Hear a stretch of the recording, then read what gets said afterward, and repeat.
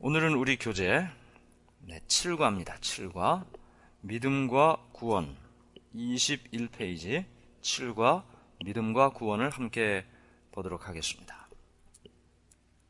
하나님께서 인간을 사랑하셔서 죄 지은 인간을 위해 예수님 이 땅에 보내주셨어요. 예수님께서 이 땅에 여자의 후손으로 오셨습니다. 예언된 장소에 예언된 시간에 약속대로 오셨습니다. 이제 이 땅에 있는 우리 모두가 주님을 믿는, 예수님을 믿는 믿음으로 구원을 얻게 된다라는 사실을 우리가 살펴봤는데요. 오늘 특별히 이 믿음에 대해서, 구원에 대해서 조금 더 자세하게 살펴봅니다. 사도행전 16장 31절 주 예수를 믿으라. 그리하면 너와 내 집이 구원을 얻으리라. 주 예수를 믿으라. 그리하면 너와 내 집이 구원을 얻으리라. 네, 구원이란 무엇일까요? 어떤 사람이 옛날 꽤 오래전 일입니다. 우리나라에 그 연세가 많이 드신 할머니가 교회 가면 구원을 받는다고. 그래서 이분이 이제 교회 왔어요. 아무리 기다려도 구원을 언제 주나. 예배가 마친 다음에 목사님한테 묻습니다. 목사님, 교회 오면 구원 준다는데 10원에서 1원 빠진 구원 언제 받습니까? 그렇게 이야기를 했다고 합니다. 구원이 무엇일까요? 구원이란 재난이나 질고나 곤궁 또 어려운 그런 환경 가운데 빠져있는 사람을 도와주는 것입니다. 그 상황을 벗어나게 해주는 것이죠. 어떤 아이가 우물에 빠져서 거기에서 나오지 못하고 있다면 누군가 그 안으로 들어가 그 아이를 그 우물에서 건져내 준다면 그 아이는 구원을 받은 것이고 그 사람은 그 아이를 구원해낸 것이죠. 구원이라는 말의 뜻은 바로 이러한 의미가 있습니다. 그런데 우리가 생각하는 구원은 단순히 10원에서 이런 모자란 구원도 아니고 우물에서 건져내주는 그 정도의 일도 아닙니다. 예수님의 원래 이름이 예수라는 이름이 이는 그가 자기 백성을 저희 죄에서 구원할 자라라는 뜻이 있어요. 구원자라는 뜻이 있습니다.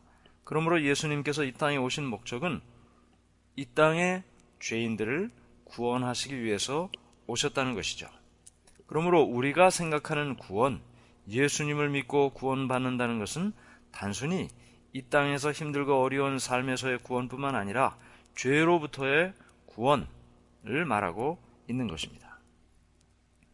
죄에서 구원한다는 말이 두 가지 의미가 있습니다. 첫 번째는 그 죄의 결과로부터 구원을 받는다. 예를 들면 죄로 인해 나타난 결과가 뭐가 있어요? 죽음, 고통, 질병, 눈물, 미움, 시기 질투. 이 모든 것들이 다 죄의 결과로 이 땅에 나타난 것입니다. 그것 때문에 우리가 힘들게 살고 있죠.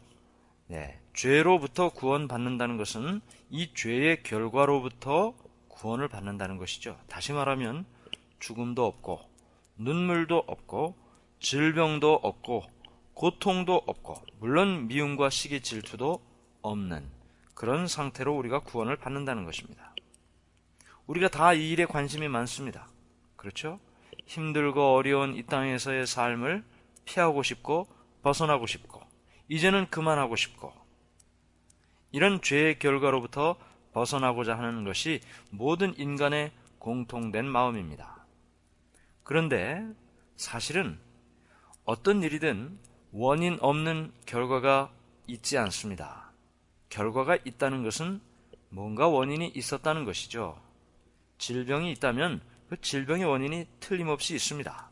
그 질병의 결과 또는 증상만을 없애려고 하는 것은 근본적인 질병의 치유에 부분적인 효과밖에 없는 거죠.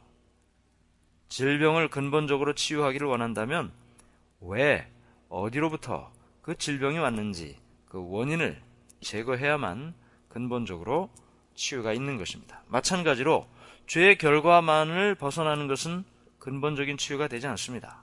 죄로부터 벗어나야죠. 죄로부터 벗어나야죠. 죄를 짓고자 하는 마음, 계속해서 죄를 짓고 있는, 습관적으로 죄를 짓고 있는 삶, 이런 죄의 생활에서 건져내는 것, 그것이 예수님께서 우리를 구원하시는 구원의 또 다른 의미가 되는 것입니다. 우리가 죄의 결과로부터 벗어나려면 죄로부터 벗어나야죠. 죄로부터 벗어나야 구원받는 것입니다. 그런데 죄로부터 벗어나려면 내가 지금 죄인이라는 사실을 인정해야 됩니다. 그래야 구원받는 것이 감사하고 위대한 일이 되는 것이죠. 내가 죄인이라는 사실을 인정하지 않으면 구원도 나에게 필요한 것이 아니라는 생각을 하게 되고 예수님의 십자가도 하나도 감사하지 않은 것입니다. 내가 지금 병에 걸렸다는 사실을 인정해야만 치유의 과정을 걸어갈 수가 있다는 말이죠. 나는 괜찮아요. 나는 아무런 문제가 없습니다. 나는 아프지 않습니다. 라는 사람에게 어떤 의사도 어떤 치유자도 치유할 수 있는 방법은 없는 것입니다. 그러므로 우리가 죄로부터 구원을 경험하기 위해서는 나 자신이 죄인이라는 사실을 인정해야 됩니다. 여러분은 죄인인가요? 아무도 자기 자신이 죄인이라는 사실을 인정하거나 또 받아들이기가 쉽지가 않습니다. 교도소에 가면 다 죄인들만 모아놓은 것 아닙니까? 그런데 그곳에 가서 물어보면 자기가 죄인이라고 말하는 사람 거의 없습니다. 내가 변호사를 잘못 만나서 돈이 없어서 더 훌륭한 변호사를 만나지 못해 내가 여기 지금 와 있는 것이지, 그렇지 않았으면, 내가 돈이 많았으면 여기 와 있지 않았을 거라고 그런 이야기들을 합니다. 우리 스스로가 왜 죄인인지, 또 죄로부터 벗어나기 위해서 어떤 노력을 해야 되는지를 생각하지 못하면 구원은 사실은 아무런 의미가 없죠. 나의 잘못된 습관, 죄의 문제를 해결하기 위해서 어떤 사람들은 스스로 노력을 합니다. 결심도 하죠. 우리가 매년 1월이 될 때마다 내가 금년에는 이렇게 해야지, 좀 바꿔봐야지 결심하지 않습니까? 그러나 대부분 1월달을 넘기지 못합니다. 며칠 가지 못하죠. 인간의 의지로는 자신의 문제를 해결할 수가 없습니다. 특별히 인간의 힘으로는 죄의 문제를 해결할 수 있는 방법이 없단 말이죠. 아무리 죄 짓지 않으려고 노력해도 이미 죄를 생각하고 있고 죄를 말하고 있고 죄를 행동하고 있다는 것입니다. 그래서 성경 로마서 7장 24절에 오호라 나는 곤고한 사람이로다. 이 사망의 몸에서 누가 나를 건져내랴. 네, 스스로 죄로부터 벗어날 수 없다는 사실을 고백하는 것이죠. 나는 육신에 속하여 죄 아래 팔렸도다. 내가 원하는 바 선은 하지 아니하고 도리어 원치 아니하는 바 악은 행하는도다. 만일 내가 원치 아니하는 그것을 하면 이를 행하는 자가 내가 아니요 내 속에 거하는 죄니라. 내가 지금 죄를 말하고 있어요. 그러나 나는 죄를 짓고 싶어 하질 않아요. 하나님, 저는 죄를 짓고 싶지 않습니다. 하나님, 저는 죄를 짓지 않고 싶습니다. 라고 고백해도 이미 죄를 생각하고 있고 죄를 말하고 있고 죄를 행동하고 있고 죄인의 삶을 살고 있다는 것입니다. 문제는 내가 아니고 내 안에 있는 죄죠. 물론 그 죄를 내가 선택하기 때문에 문제지만 근본적인 이유는 죄가 문제라는 것입니다. 그러므로 자기 속에 있는 이 죄의 본성을 해결하지 않는 한 여러분과 저는 죄인으로서 벗어날 길이 없습니다. 해결할 수가 없어요. 죄의 대가를 지불해야 되는데 죽어야 죄의 대가가 지불되는 거죠. 여기 보면 그리스의 수도인 아테네 박물관에 가면 아주 희한한 화석 하나가 있다고 합니다. 옛날 그리스 사람 중에 사형 선고를 받은 사람이 있어요. 근데 이 사람에게 어떻게 사형 집행을 했느냐? 이미 죽은 시체를 그 사람의 등에다가 붙이고 쇠사슬로 묶어버리는 거예요. 그러면 이제 이 살아있는 사람의 몸에 죽은 시체가 계속 붙어 있는 거죠. 그러면 이 죽은 사람 이 시체의 독이 살아있는 그 사형수에게로 계속 스며들어서 죽을 때까지 괴로움과 고통을 당하다가 죽게 된다고 합니다. 이것이 사형제도였어요. 그리고 죽은 다음에도 이 두 사람을 한 곳에 장사 지냈다고 합니다. 합니다. 살아있어도 죽은 그 사람이 내 등에 붙어 있는 한 끊임없는 고통과 죄의 두려움과 그리고 마침내 죽음을 경험하게 된다는 것이죠. 마치 그것처럼 아담 이후로 이 땅에 사는 모든 사람들은 아담의 죄를 다 전수하고 스스로도 죄를 선택하고 죄인이 된 것입니다. 그 죄가 내 몸에 붙어 있는 것입니다. 아무리 떼어내려고 해도 떨어지질 않아요. 죄의 유혹이 나에게로 스며들어서 결국은 내가 죄의 결과를 받게 되는 것입니다. 그래서 이 세상에 죄 짓지 않은 사람이 한 사람도 없습니다. 예수님 제외하고. 성경은 그렇게 말하죠. 로마서 3장 10절 12절. 의인은 없나니 하나도 없으며 선을 행하는 자는 없나니 하나도 없도다. 아무도 없습니다. 의인이 아무도 없어요. 뭐 좀 착한 일 하고 사는 것처럼 보여도 사람 눈에는 그렇게 보이지만 그 사람 속을 들여다보면 어떻습니까? 여전히 미워하고 시기하고 질투하고 표를 안 내고 노력하고 살고 있을 뿐이지 여전히 죄인이라는 이름을 벗어날 길은 없는 것입니다. 그러므로 모든 사람이 죄인입니다. 여러분과 저를 포함해서 모든 사람이 죄인이고 그 죄의 대가를 지불해야 되는데 어떻게 죄의 대가를 지불해야 돼요? 죽는다 그랬어요. 죽는다. 어떻게 죽는다? 인간의 수명이 다해서 죽는다는 그것이 아니고 다 나중에 부활하게 되는데 부활도 우리가 나중에 배웁니다. 뒤에서 부활한 후에 영원한 죽음으로 죄의 대가를 지불하는 것입니다. 예수님께서 이 땅에 오셔서 돌아가셨다. 대신 돌아가셨다는 것은 이 땅의 모든 죄인이 자신의 죄로 인해 대가를 지불해야 할 그 두 번째 사망, 영원한 죽음을 대신 죽으셨다는 것입니다. 여러분과 저는 절대로 할 수 없는 상태에 있는 절망적인 상황에 있는데 예수님께서 오셔서 우리에게 희망을 주셨다는 거죠. 자, 그래서 믿음으로 말미암는 구원에 대한 이야기를 하고 있습니다. 이렇게 절망적인 상황, 죄로 인해서 죄를 벗어날 길이 없는 상황에 있는 이 절망적인 상황에서 모든 인간이 똑같이 하는 말이 뭐냐 하면 내가 어떻게 하여야 구원을 얻겠습니까? 내가 어떻게 하여야 이 죄로부터 구원을 받습니까? 라는 것이에요. 빌립보의 간수가 바울에게 이야기한 것이 바로 이 말입니다. 내가 어떻게 해야 구원을 얻습니까? 그때 바울이 대답하죠. 주 예수를 믿으라. 그리하면 너와 내 집이 구원을 얻으리라. 예수님 외에는 방법이 없습니다.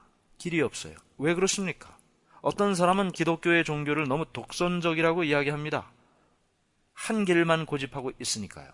그러나 그 길밖에 없다면 그렇게 말할 수밖에 없는 거죠. 유일한 길 외에는 다른 길이 없다면 그 길로만 가야 되는 것이죠. 왜 예수님 외에 다른 길이 없다고 말합니까? 이 세상에 신이라고 이야기하는 많은 존재가 있지만 다 뭐라고 얘기합니까? 너 스스로 노력하라고 이야기합니다. 고행을 하라고 이야기하죠. 다른 종교들 자세히 살펴보세요. 스스로 무엇인가 노력하라고 이야기합니다. 참으라고 이야기합니다. 참고 노력하고 해서 도를 닦든지 깨달음을 얻든지 열반의 경지에 이르든지 아니면 복채를 많이 내든지 그래서 신을 달래든지 노력해야 된다는 거예요. 네가 노력하지 않으면 길이 없다고 이야기합니다. 그런데 기독교의 종교는 하나님을 믿고 예수님을 믿는 종교는 뭡니까? 너는 할 수 없으니 너의 노력은 무가치하다. 할 수 없다는 거예요. 그러나 대신 내가 해주겠다. 그것이 바로 기독교가 다른 종교와 다른 점이고 예수님 외에 다른 길이 없다고 하는 말입니다. 왜 우리가 예수님만 믿고 구원을 받을 수가 있어요? 예수님만이 우리의 죄를 대신해서 돌아가셨기 때문입니다. 예수님만이 우리의 죄의 대가를 지불하셨기 때문이죠. 사도행전 4장 12절에 다른 이로서는 구원을 얻을 수 없나니 천하 인간의 구원을 얻을 만한 다른 이름을 우리에게 주신 일이 없음이니라. 그래서 하나님께서 이 예수님을 우리에게 보내주셨습니다. 그것이 하나님의 사랑이고 하나님의 은혜죠. 그래서 성경은 이 구원이 우리에게 주신 하나님의 선물이라고 말합니다. 선물은 노력해서 받는 것이 아닙니다. 노력해서 받는 것은 선물이 아니고 보상이죠. 보상. 내가 노력했고 그 대가로 보상을 받는 것입니다. 그러나 구원은 결코 보상이 아닙니다. 여러분이 하나님을 위하여 무엇을 했든 어떻게 했든 그것 때문에 하나님께서 여러분을 구원하시는 것이 아닙니다. 예수님 때문에 우리가 구원을 받는 것입니다. 예수님을 믿는 믿음이 우리를 구원하는 것입니다. 그 외에 우리가 하나님을 위하여, 교회를 위하여 하는 것이 있다면 그것은 내가 받은 은혜에 감사하고 하나님의 은혜에 감사해서 우리가 하나님을 위하여 하는 사랑의 표현이죠. 의무가 아니고 대가를 바라고 하는 것은 더더욱 아닌 것입니다. 그래서 우리는 예수님을 믿어야 되는 것입니다. 그래서 믿음이 우리를 구원하는 유일한 열쇠고 유일한 다리가 되는 것이죠. 믿음은 우리가 바라는 것들에 대해서 확신하는 것이다. 믿음은 보이지 않는 것을 사실로 받아들이는 것, 그것을 믿음이라고 말하고 있습니다. 우리가 원하는 것 있지 않습니까? 우리가 이렇게 되기를 원하고 이렇게 되기를 원한다. 그것을 하나님 안에서 될 것이다 라고 믿는 것이 믿음이라고 말하고 있는 것이죠. 우리가 죄 가운데에서 벗어날 수 없는 절망적인 상황에 있지만 예수님께서 나를 위하여 이미 2000여 년 전에 이 땅에 오셔서 십자가에 달려 돌아가셨다.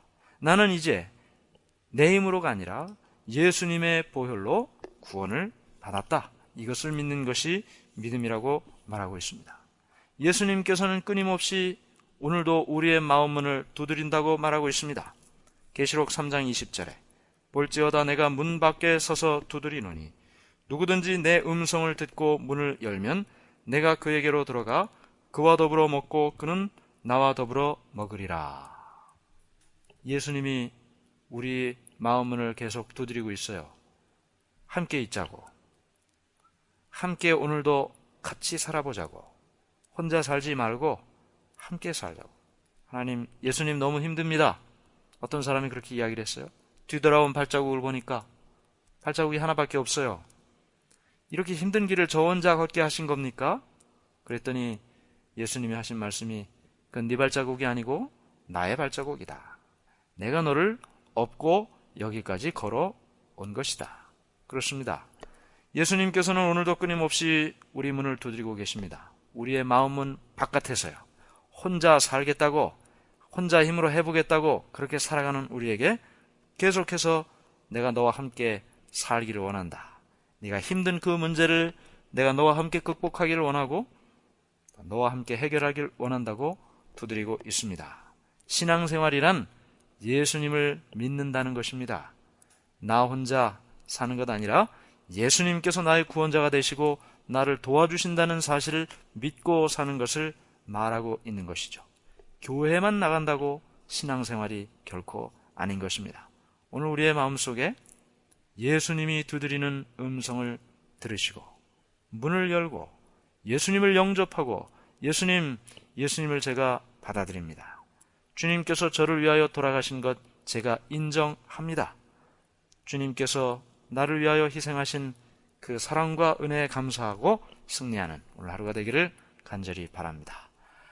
하늘에 계신 하나님 아버지, 오늘 우리는 죄 때문에 절망적인 상태에 있습니다.